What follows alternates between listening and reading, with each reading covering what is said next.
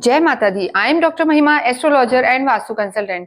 स्वागत है आप सभी का हमारे साथ साप्ताहिक राशिफल में। वीकली राशिफल स्पेशली कुंभ के लिए, एक्वेरियस के लिए, जो हमारी 11 नंबर की राशि है, 11th नंबर की, कैसा रहने वाला है इनका ये पूरा हफ्ता, जिसमें हम बात करेंगे 5 मई से लेकर और 11 मई तक कैसा रहेगा इनका स्वास्थ्य, कैसा रहेगा इनका करियर, ये सब हम यहाँ पर देखेंगे।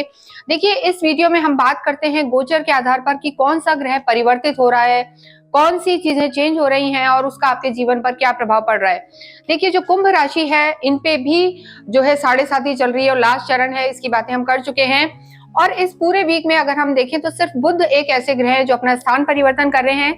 बुध पहले बहुत लंबे समय से मीन में चल रहे थे नीच के होकर, और अब 7 मई को, यानी जिस हफ्ते की हम बात कर रहे हैं 5 मई से लेकर 11 मई तक, वहां 7 मई को बुध परिवर्तित होंगे और मेष में प्रवेश करेंगे और सूर्य के साथ आ जाएंगे। तो पूरे ही हफ्ते आपके पराक्रम में बुध आदित्य योग बना रहेगा।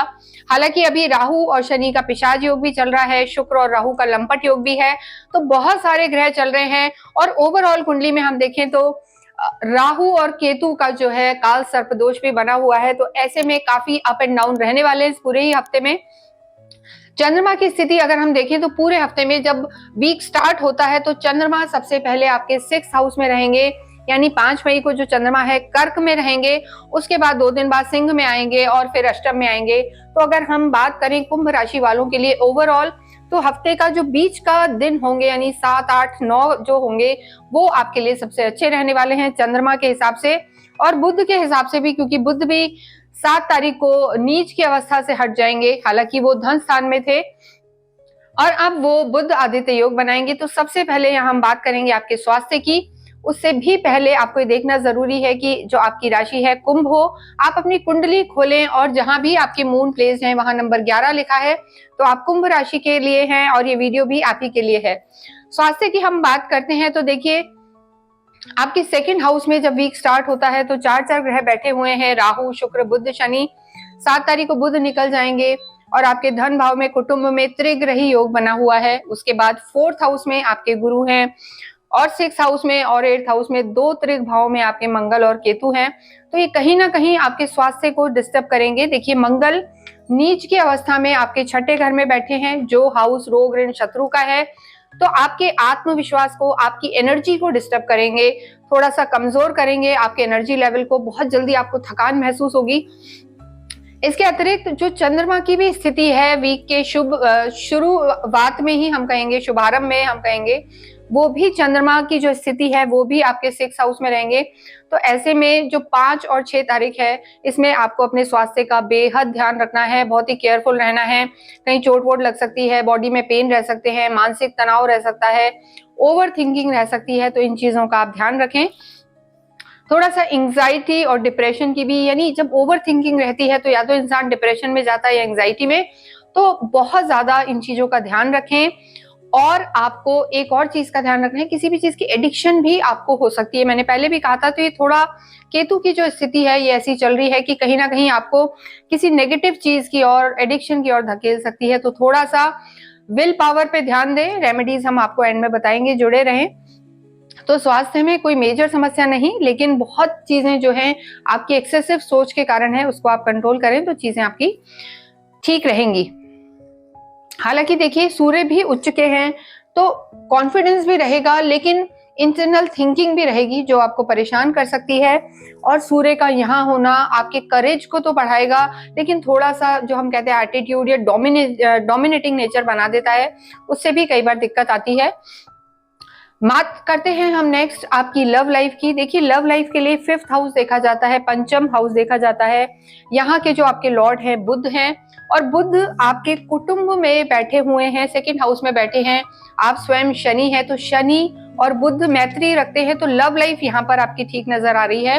हालांकि साथ में राहु भी है, राहु शनि का जो हम कहेंगे पिशाच योग बना हुआ है, तो उससे थोड़ा सा हमें कहेंगे कि वाद विवाद की स्थिति रह सकती है इस हफ्ते में, लेकिन बहुत ज्यादा कुछ नेगेटिव नहीं है आपकी लव लाइफ को लेके।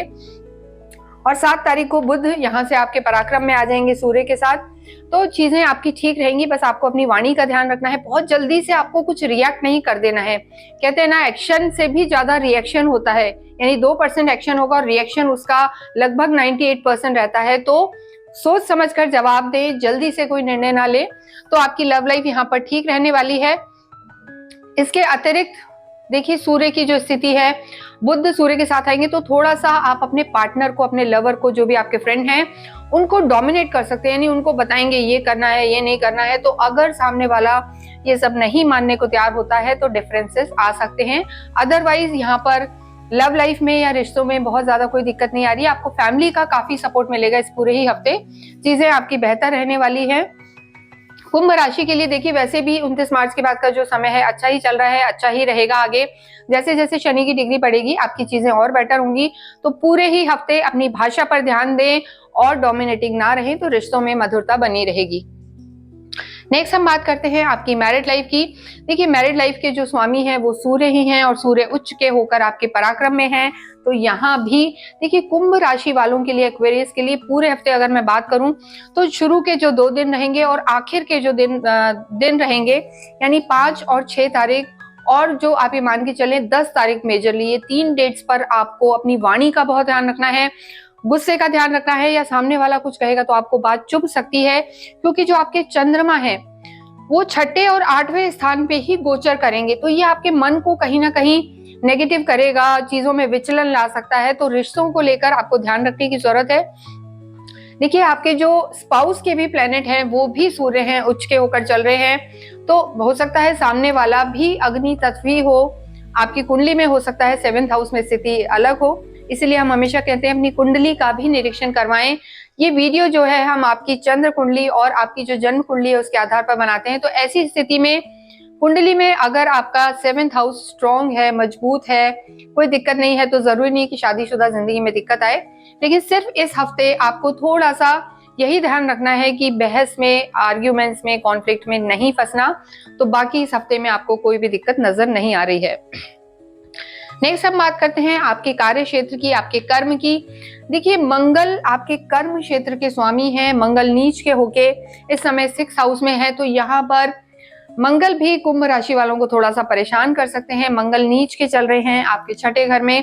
तो देखिए कई बार ऐसा होता है कि कार्य के लिए आपको लोन्स लेने पड़ सकते हैं, लोन्स हो सकते हैं या बाहर का कोई पैसा हो सकता है, वो लोग आपको परेशान कर सकते हैं।